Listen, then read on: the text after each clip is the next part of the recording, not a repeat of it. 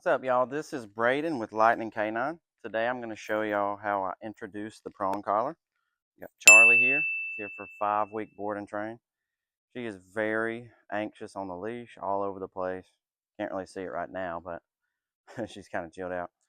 But at her drop off, or when I picked her up, it was quite the sight. So no leash manners, anxious, all over the place, jumping.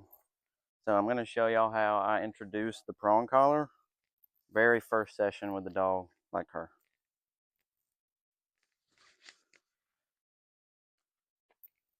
The first thing we want to do, hey baby, is I just get her used to me putting it on a couple times.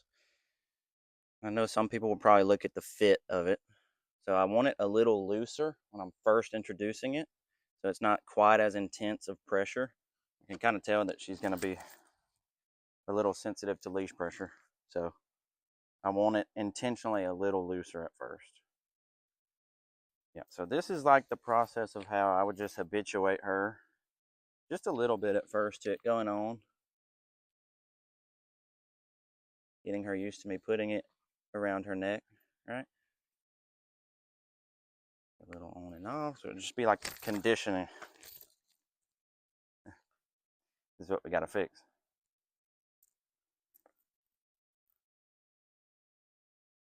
Just be like a little conditioning process. And you could use food with this to kind of, pair a positive association after it goes on. With her, and I've worked a little bit with this dog before she came to me. She's very into the food, and it can help obedience, but it's not going to help her mindset. All right, so she's obviously all the way up here. We need to bring her down a little bit.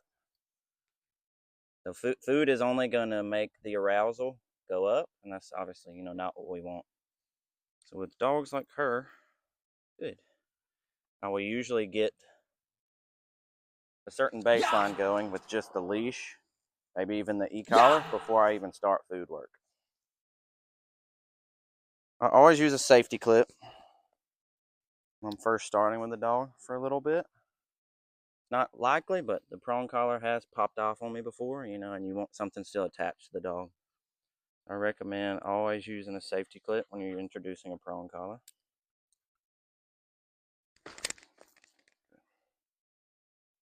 All right, so first thing I want to do, it's going to be very good for her mindset, just general leash manners, all right? So just follow me on the leash, all right? It's going to be good for her mindset. It's just going to be a way to start getting her to take some direction in a more calm way. It's going to be able to slow her body down, get her thinking, and not being just in a constant state of trying to get to the next thing, anxious on the leash. All right, so completely disconnected right now when a leash is on her, completely disconnected from any human who's handling her, really. So the first thing we got to do is basically shift that. All right, so what I'm going to do, first I just do turns back and forth. If I start walking and I turn and she goes completely to the end of the leash, a little pop to start conditioning. When she feels that, it means to turn back and start walking my way again. All right, so I'll show you how that looks.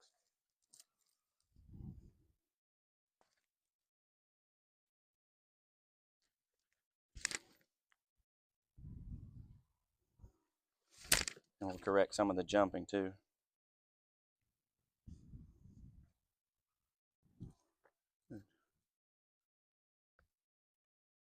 That's better. All right. Little pop right there. So it's just very, very light, little fingertip pressure pop, right? Just a little check with the leash to get her attention. Your human is moving this way, right?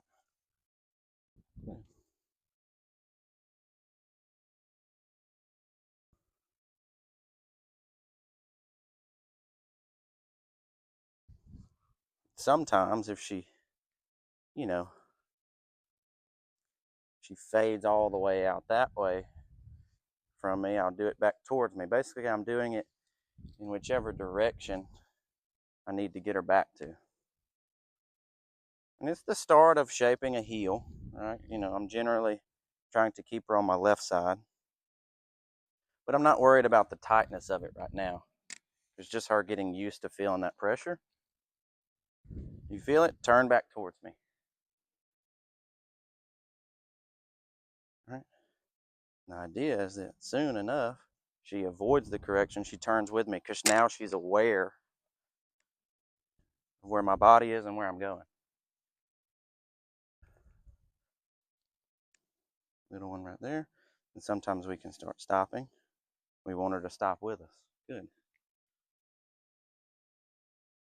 She's a sweetie. She's just crazy. Just very light, calm praise and affection is how I'm going to reward her. Right? Food would just make all the kind of spasticness you see, that would just make it worse if I was constantly giving her food to teach her everything.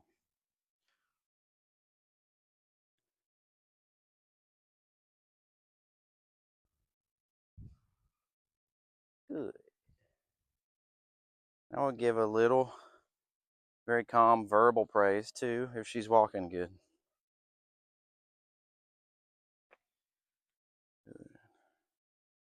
Little pressure for the sit. We can start that too.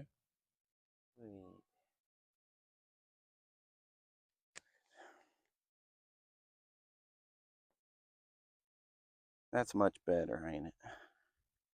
Good job.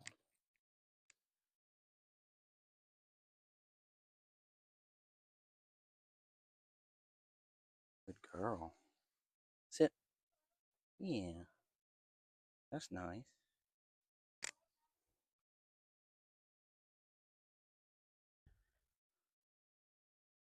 Right there, a little too far out when I turn. Same thing. Just like a little U-turn with a pop.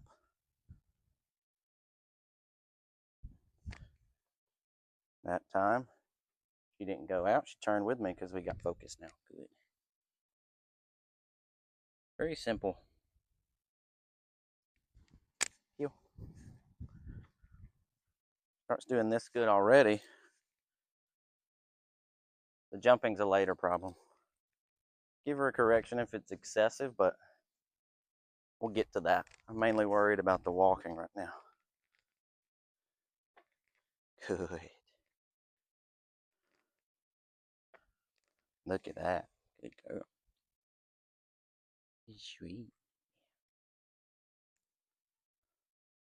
You see how her response to excitement, even just a little bit of energy from me, brings her up.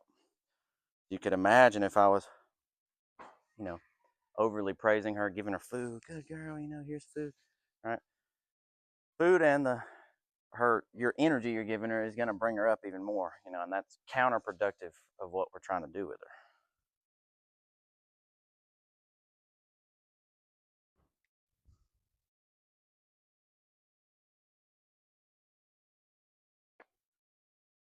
That's nice. U-turn. Much better. And quickly, when I see she's kind of getting it, I'll start most of the time giving her the chance to avoid that pressure altogether. All right? She's following. She doesn't feel anything. It's relaxed and loose on her neck.